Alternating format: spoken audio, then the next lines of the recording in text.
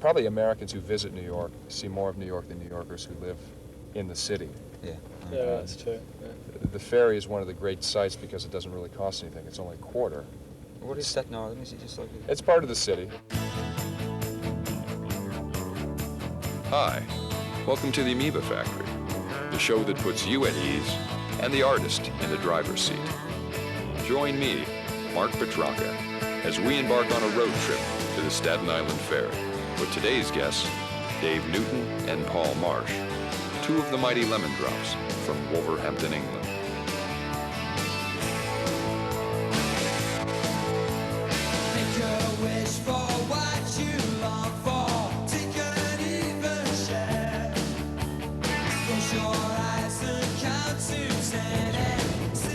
We got on the ferry right by the Statue of Liberty, and it was like really foggy.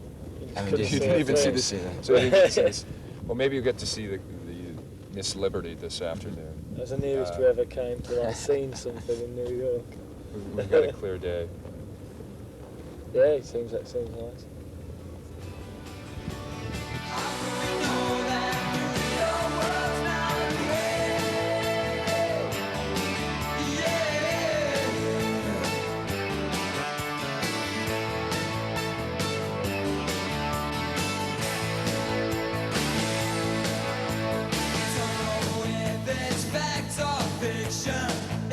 You guys haven't gotten to see too much of New York. You've been here 6 times now? This last 7th now. About 7. Seven. I've never seen anything at all. Nothing at all.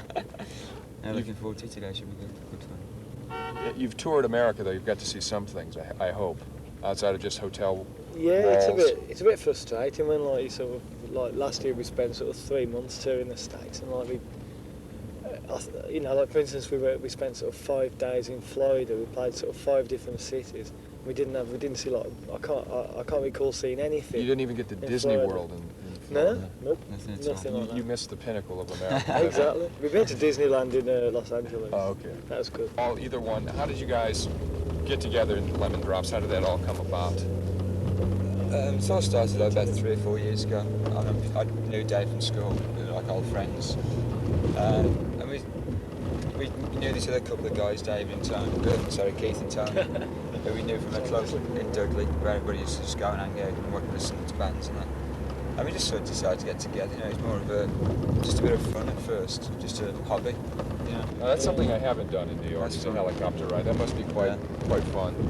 We did it once when we were on the road. We were driving to from was it Minneapolis to Chicago or something, and it was an all-day drive, and like, we stopped off in the it was totally in the middle of nowhere, and there was like a gas station and a sort of general store and helicopter rides. It was like really bizarre, and it was like about Vietnam vet or something. Yeah, it was like about sort of $8, and this like sort of crazed number would take you for the helicopter for like a minute and a half, and he's coming out with all these sort of jokes like, what do I do next? You know, I forgot, like, you have a go, I'll this a minute, you know, and like, just like a real crazy guy. That was good fun, man. You talked a little bit about growing up in your hometown. What was the name of it? Wolverhampton. Wolverhampton. Yeah, it's near to Birmingham, right in the centre of England. Are you the most successful band from there? There's a band called Slade, like, you know, Oh, 70s band. of Slade. course. And like, you know, you grew up in Wolverhampton, and they were like the local heroes. They stayed in Wolverhampton, and So not since Slade has there been such a noise? Not from a band. 4 guys actually from Wolverhampton. Right. You know. Let's check the progress of our sightseers.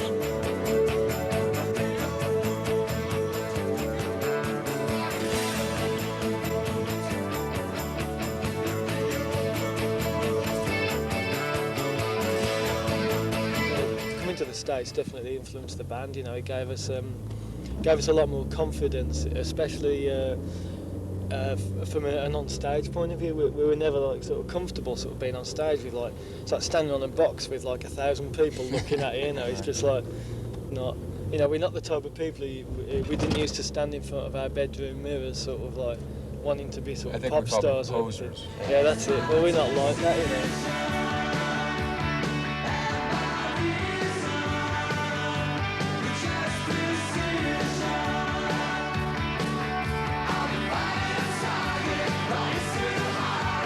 coming to the States it gave us a lot more confidence because, like, you know, I think when we first came over, we were sort of very sort of static on stage and withdrawn.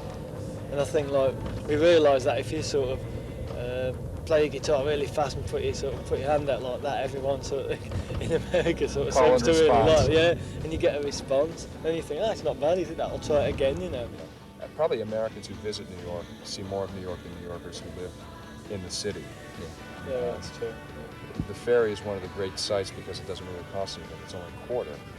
What is Staten Island? Is it just like... It's part of the city.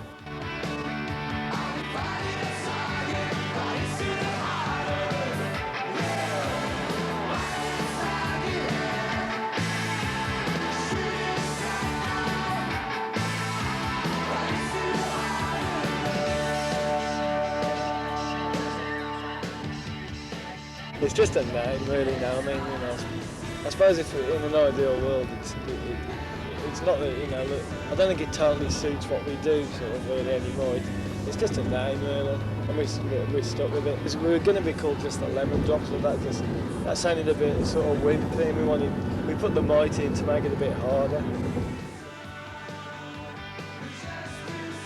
Next time, again, the Mighty Lemon Drops. Don't get to see anything in New York.